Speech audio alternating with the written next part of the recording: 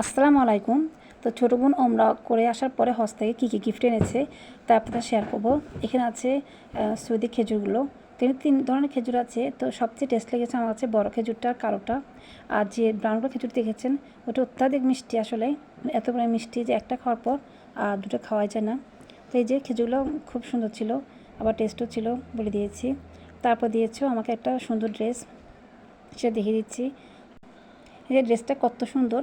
আসলে ভিডিওতে কালারটা ঠিকমতো ফুটে ওঠে না, এটা ঠিক একটু হালকা অরেঞ্জ কালার আর হোয়াইটের মধ্যে কম্বিনেশনটা। ওটা অনেক, ওড়নাটা অত্যাধিক সুন্দর, কারণ ওটা অনেক লম্বা। আসলে এত বড় ওড়না অ্যাভেলেবেল খুব কমই পাওয়া যায় না বাংলাদেশে। আসলে ভিডিওতে বোঝা যাচ্ছে না, তো আমি যেহেতু বলে দিচ্ছি। তো ওড়নার দুপাশে একটু সিকোয়েন্সের কাজ আছে, স্টোন বসানো, খুবই সুন্দর জামাটা। আর দেখুন সামনেও ওড়নার ফ্রন্ট সাইডে গলার এখানে একটু কাজ আছে, তো দেখতে খুবই সুন্দর লাগছিল। আর আছে হাতায় একটু কাজ করা আর নিচে কাজ করা। এই যে গলার কাজটা দেখিয়ে দিচ্ছি, খুব সুন্দর স্টোন বসানো আছে, খুবই সুন্দর লাগছিল। তো এনেছে কয়েকটা কিউট এখানে সাবান, আর এনেছে একটা ফেস ওয়াশটা আসলে ফ্লেভারটা খুব ভালো দেখে বোঝা যাচ্ছে।